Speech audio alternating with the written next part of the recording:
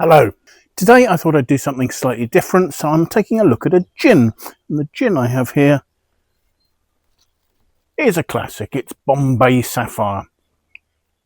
And Bombay Sapphire is a gin that's distilled by the Bombay Spirits Company, which itself is a subsidiary of Bacardi. And they're based at Laverstoke Mill in Hampshire. Now, the Bombay Dry Gin Brand was first acquired by International Distillers and Vintners in 1980. IDV, as they were known, were the wine and spirits arm of Grand Metropolitan. They gave the brand a significant makeover, premiumising it to become Bombay Sapphire, which they launched in 1987. Now, in 1997, Grand Metropolitan and Guinness merged to become Diageo, and as part of the deals that surrounded that merger, the Bombay Sapphire brand went to Bacardi. Now, the backstory is that in 1760, somebody called Thomas Dakin established a distillery in Warrington in Cheshire, England, and Darkin is generally regarded as the father of quality gin. Darkin is supposed to have spent a year perfecting the recipe for his gin, and the bottle does proclaim that it's based on a recipe from 1761. And so it's Darkin's recipe that's referring to. Now, Darkin's recipe used more botanicals than most other distillers were for gin at that time. And he also, at the beginning of Britain's Industrial Revolution, was able to harness some new technology in terms of distillation. The location of the distillery in Warrington put it right at the heart of Britain's canal network, which meant that there was good availability to Darkin of the exotic botanicals with which he was infusing his gins. Now, we're not exactly sure what sort of still it was that Darkin used, but certainly there was a legacy of innovation running within the family. We know that his daughter-in-law, Mary Darkin, certainly was distilling using what were then advanced steam-jacketed stills, such as the Corty Head still and the Carterhead still. So at the time, this was the cutting edge of distilling technology. So these are stills that employ vapor infusion, where the spirit vapor is passed through a basket containing the botanicals, extracting the delicate oils gently without boiling them, and therefore resulting in a more refined spirit. Now, Thomas Dakin died in the 1790s, but he passed the recipe for his gin to his son Edward, who took over the distillery and who subsequently passed that recipe to his son William.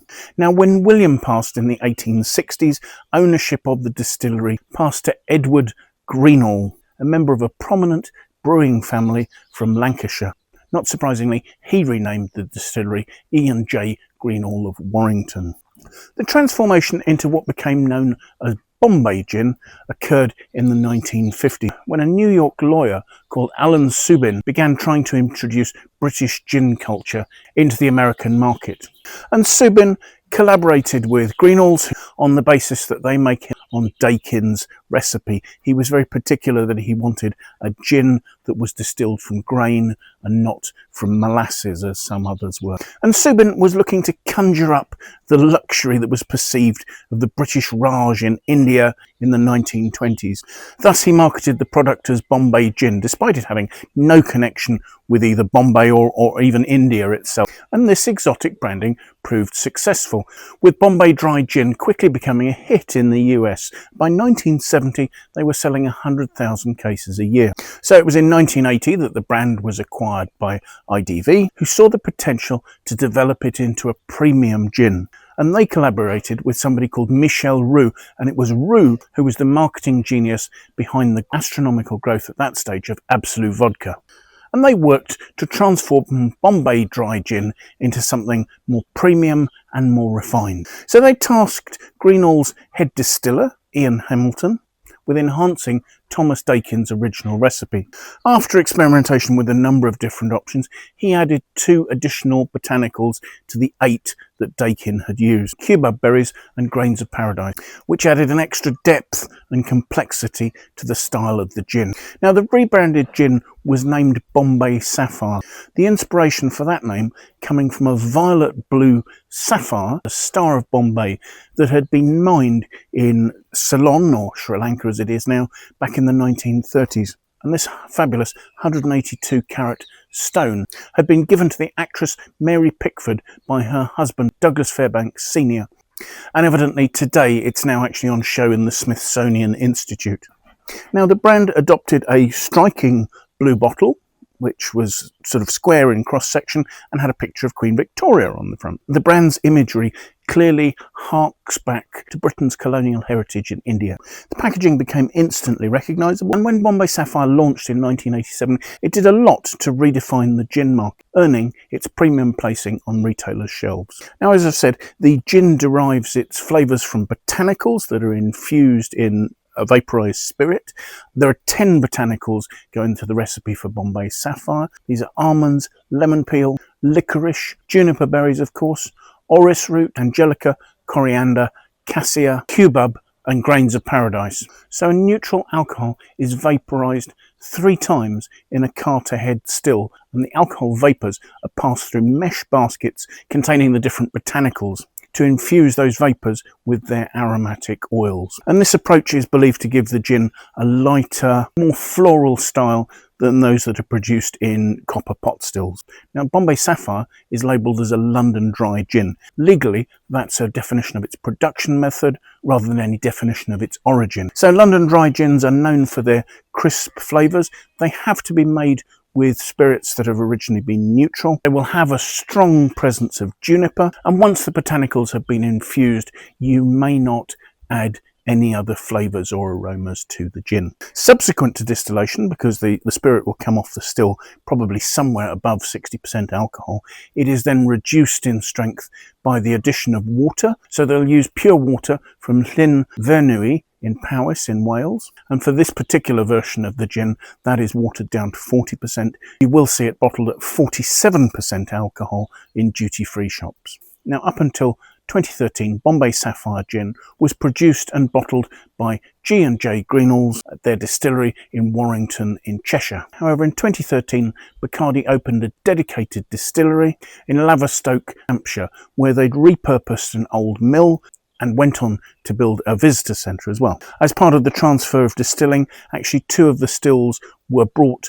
from Greenall's in Warwickshire to the Hampshire site and are now used there. Since production's moved to Laverstoke, J&J Greenalls have continued bottling Bombay Sapphire, so the spirit leaves Laverstoke in tankers at full strength. When it gets to Greenalls, it's then brought down to its bottling strength. Originally this was done in Warrington, but actually the situation has changed, and this process now goes on at a facility in Glasgow. So let's take a look at the gin, shall we? I mean, unsurprisingly, it's a completely clear spirit. Swirling it, it clings to the glass fairly readily, despite the fact that I've actually watered it down slightly from its 40% alcohol, just to try and release the aromas a little bit there. I've got it here in a Glencairn whiskey tasting glass, just to try and capture the aromas as much as possible, because principally with spirits, it's more a question of nosing than necessarily tasting, although I will go on and taste. To me, the aromas that are to the fore in terms of pungency are actually the angelica and lime. Those aromas come through very clearly, right in the sort of the middle of the spectrum of aromas. As more of a sort of a high tone note, and actually sort of surrounding everything else, there's a note of juniper, and then there are hints behind that, aromas like licorice, anise, fennel, those sort of notes. Perhaps a hint of coriander seed as well. So let's have a taste.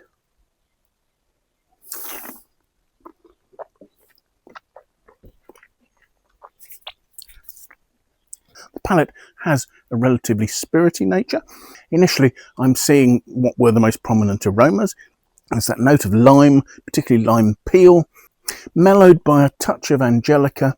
That's where I'm sort of seeing a little bit of spice from the coriander seed. And again, there's almost a texture to the juniper as it envelops everything and sort of works alongside the warmth of the alcohol and shows where there's a little bit of body. And the finish is where you start to see the licorice notes. There are flavours I'd associate with fennel and aniseed, and those last quite well, giving a mineral finish. There's a slightly oily texture which actually gives quite a pleasant weight to the palate. The finish is clean and lasts really well, but really what it's crying for is a slice of lime and a bit of tonic. So I will go and move on to that once they're finished here. I do normally enjoy Bombay Sapphire as a gin, and today is no exception. I looked and Wine Searcher have an aggregated critics score of 92 out of 100. I think that's completely in line with the quality and the purity of what I'm seeing in the glass and the premium image that's being built up around what is a relatively mass market spirit. So thank you again for watching. I do hope you've enjoyed the tasting. If you have, do please press the like button. That would be fantastic. If you have any comments, if there are some other favourite gins you think I should look at, do please pop a note in the comments box below. I would love to know what you think about the tastings I'm doing. If you're watching these tastings and you enjoy them, you'd like to watch more of them, it would be fantastic if you'd subscribe to the channel. That way also, of course, you can set yourself an alert and you can be notified every time I publish a new tasting and you won't miss any. If you have any friends you think might also like to watch, do please feel free to pass it on to them. I'd really appreciate your endorsement in that way. So thank you again for watching, and I do hope that maybe you'll manage to make some time and come and join me for another tasting in the very near future.